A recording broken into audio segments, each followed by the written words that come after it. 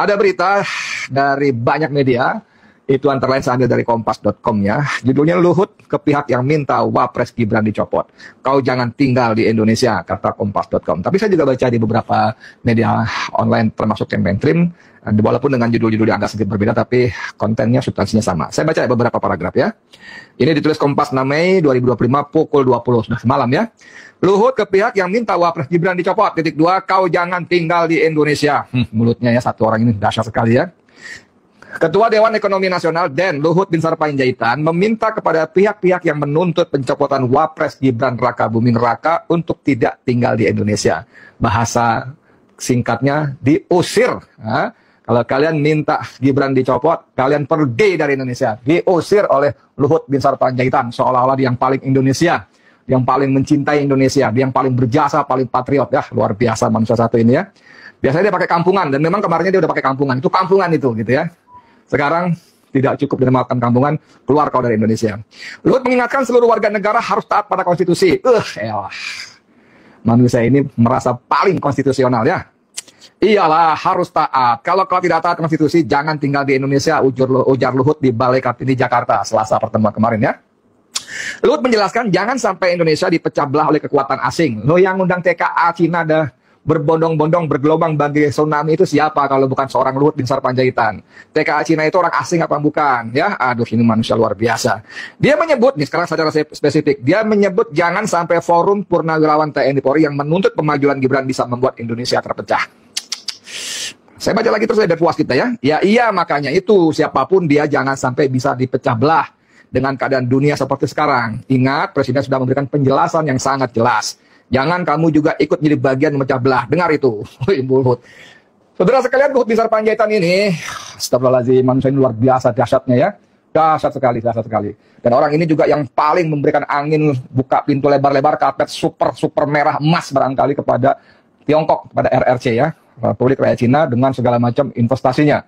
Bahkan ketika kita mempersoalkan TKA yang bergelombang masuk seperti air bah itu, dan bukan mereka ekspor. Orang kita tidak punya kemampuan.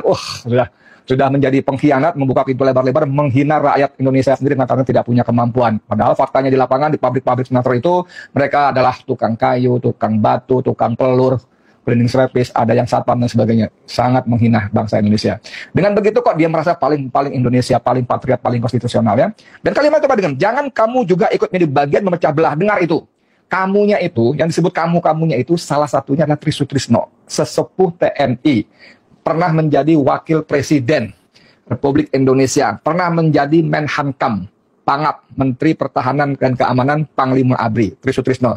Dibanding Luhut Binsar Panjaitan, Trisutrisno jauh lebih berbobot, jauh lebih berintegritas, jauh lebih patriotis, jauh lebih nasionalis.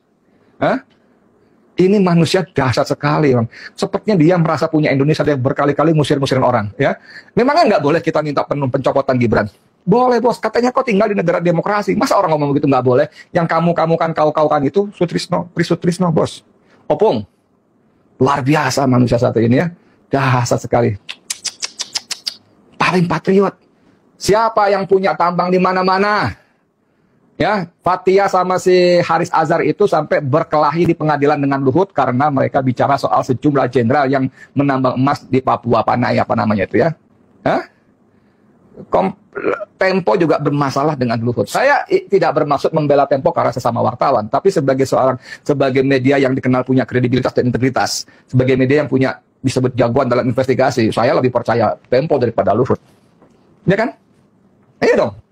Orang ini merasa paling hebat, paling Indonesia, yang lainnya bukan Indonesia, yang lainnya pengkhianat, yang lainnya pemecah belah. Allahu Akbar. Ini dahsyat sekali loh. Dahsyat sekali. Jangan begitulah, bos. Sekali lagi saya ingatkan ya, apapun jabatan kamu, Opung Luhut, apapun jabatan kamu, apalagi sekarang mohon maaf ya, cuma sekedar ketua Dewan Ekonomi Nasional. Dewan Ekonomi Nasional itu lembaga negara yang dibiayai oleh APBN, oke? Dan uang APBN itu uang saya, uang rakyat Indonesia. Semua pejabat yang menikmati uang negara, baik untuk gaji, honor, fasilitas, kantor, dan sebagainya, itu berhak dan boleh dikritik. Berhak dan boleh dikritik. Dan setiap rakyat, setiap individu rakyat, apalagi semacam orang Trisutrisno yang sungguh-sungguh sangat dihormati di kalangan TNI itu, boleh, berhak untuk mengkritik siapapun pejabatnya, termasuk kau, Opung Luhut, ya, termasuk kamu. Kamu masih orang gajian. Yang gaji negara, yang gaji aku, Edi Mulyadi, Tri Sutrisno, Letjen Soeharto, Sunarko, Slamet Subianto, dan banyak lagi. Pak Ijo, Tukijo, Pak Imin, Robert, Hasimorang, Hasiholan, semuanya menggaji kamu. Jangan sok-sokan kamu marah-marah sama kita dong. Kamu tuh pegawai, pelayan rakyat, katanya abdi negara, abdi rakyat. Dikritik marah-marah. Kenapa sih Luhut yang katanya jenderal hebat itu nggak pinter-pinter gitu loh? Selama sekian belas tahun menjabat, tidak kunjung pinter, kecuali mengedepankan arogansinya, kesombongannya. Apa Jenderal Kopassus? Barut merah boleh gak pakai, tapi coba buka nonton tuh videonya si siapa, Sanana Gusmao. Waktu wawancara pap, dia begitu. Kabur tuh Luhut. Wah, kabur. Luhut kabur. Kata Sanana Gusmao. Ya, itu waktu tentara. Kata si Sanana, kabur bos, kabur. Jangan sok patriot, sok pemberani Luhut. Ya, jangan. Belum lagi cerita bagaimana hampir semua tentara yang jenderal yang kolonel cerita bagaimana dia terkencing-kencing suruh terjun dari helikopter nggak berani. Itu yang begitu yang sekarang sok-sokan paling hebat itu. Enggak. Dan gini loh, Luhut, saya kasih tahu kamu tuh orang tua, kakek-kakek, saya harusnya hormat pada kamu, harusnya hormat betul, tapi kelakuanmu sungguh-sungguh tidak layak menerima penghormatan secuil pun dari rakyat Indonesia yang berakal waras ya. Arogan, sombong, merasa paling hebat, terabas sana, terabas sini, membuka pintu lebar-lebar bagi TKA Cina dan industrinya sehingga rakyat Indonesia tidak kebagian kerja dan sebagainya. Sedikit pun kamu nggak layak menerima penghormatan ya. Dan yang paling penting saya kasih tahu, kamu tuh pegawai ya, pegawai Republik Indonesia ASN ya. Militermu tuh udah selesai, jangan sok-sokan jadi jenderal lagi. Jangan. Kita semua bukan anak buahmu, bukan korporalmu, bukan sersan. Yang mulia tahu persis. Kalau beralasan dengan perma, beralasan dengan peraturan Mahkamah Agung, dengarlah. Perma itu di bawah undang-undang yang mulia. Masa pas pelajaran sedasar gitu aja nggak paham. Saya tidak mau begitu. Saya tidak sepakat dengan ekor. Kalau mau sidang bertarung di sini. Ya, bisa. Secara intelektual. Adu hukum. Ya. Tetap acaranya ekor. Ya. Kalau ekor siapa yang tahu? Sambil berak juga bisa lihat ekor itu. Ya, enak aja, nggak bisa. Harus sidang yang mulia. Coba lihat penggugat ya, penggugat. Coba dengar baik-baik dulu penggugat. Kita ini kan memahami semua hukum acara. Terus bagaimana kalau kita nggak sependapat? Lalu dipaksakan. Sidang apa kalau dipaksakan ini? Ini hakim apa yang bisa berbicara seperti ini? Nggak bisa begitu. Kenapa dia setuju yang mulia? Ya, karena dia menguntungkan dia. Semua ini menguntungkan dia. Jadi kemarin nggak ada ya, gitu. Janji yang mulia kemarin adalah sidang akan lanjut. Iya. Ini sesuai hukum acaranya. Iya, tapi tidak dengan ekor. Ya, nggak bisa. Ya. Kok tidak bisa? Ya. Gimana? Apa alasan hukum yang membuat tidak bisa? Peraturan Mahkamah Agung itu di bawah undang-undang. Undang-undang mengajarkan HIR 1 pasal 123 ayat 1 dan semua peraturan lainnya harus sidang di sini. Yeah. Bahkan Undang-Undang Pokok Kehakiman, Undang-Undang Pokok Kehakiman nomor 48 tahun 2009 pasal 2 ayat 4. Sidang itu harus cepat, murah, sederhana. Ya, nggak ada. Nggak bertele-tele, ini bertele-tele. Janganlah berpihak loh. Jadi gini ya, sebenarnya saya mau menjelaskan, tapi saya yakin saudara sudah mengerti. Ini sekarang zaman ini sudah berubah, Pak. Perdata kekuatannya harus dikesepakatan. Saya tidak sepakat dan kawan-kawan, betul? Ya. Prinsipal juga tidak sepakat. Ya. Oke lah. Jadi sekarang acaranya, kalau dia menuntut tentang yang memberi kuasa harus hadir, keluarkan Bambang Tri dari penjara, bawa ke sini, itu baru fair.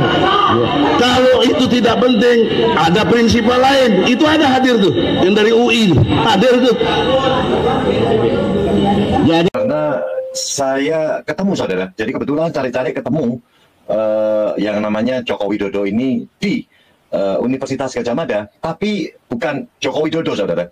Ternyata yang ditemukan itu namanya adalah Hari Mulyono, almarhum Hari Mulyono saudara. Hari Mulyono meninggal pada tahun 2018 ya, waktu itu katanya meninggalnya tiba-tiba, dan di waktu itu Jokowi sudah menjadi presiden, Dan yang namanya Hari Mulyono ini mendapat limpahan, saudara. Jadi harta kekayaan atau mungkin harta kekayaan Joko Widodo lah. Joko Widodo sudah berhasil, ya kan, sudah banyak duitnya. Tapi tiba-tiba si Hari Mulyono ini meninggal dunia, saudara. Dan waktu itu mungkin terlintas di benak Joko Widodo, saudara. Jadi dia bagaimana kalau yang namanya si Hari Mulyono itu dirubah menjadi dirinya. Nah ini, saudara, ini adalah sebuah imajinasi, sepertinya imajinasi ya. Dia ingin membuat yang namanya Hari Mulyono menjadi Joko Widodo. Padahal Hari Mulyono ini adalah iparnya, saudara, ipar daripada Joko Widodo. Ya kan, dia adalah suami daripada Idayati, ya kan, adik daripada Joko Widodo. Mungkin gara-gara dia tidak kuliah, ya kan. Tapi bagaimana caranya dia pikir, wah ini saya akan ambil deh data-data mengenai Hari Mulyono ini, saudara. Dan waktu itu ketahuan juga, dan begitu PD-nya, Joko Widodo PD, saudara. Waktu itu tahun berapa, ya kan, diadakan pertemuan di Ambarukmo. Ya kan, diadakan pertemuan di Ambarukmo, mungkin silaturahmi lah, ya kan, pokoknya pertemuan mengenai Fakultas Kehutanan. Nah ini, saudara, yang bernama wanita ini, yang bernama adalah Evi Yulia. Dia melihat gerak-geriknya waktu itu Joko Widodo itu agak sedikit mungkin berbeda, saudara, berbeda. Jadi waktu itu dia kumpul-kumpul, terus dia ada yang buka-buka foto di reuni itu.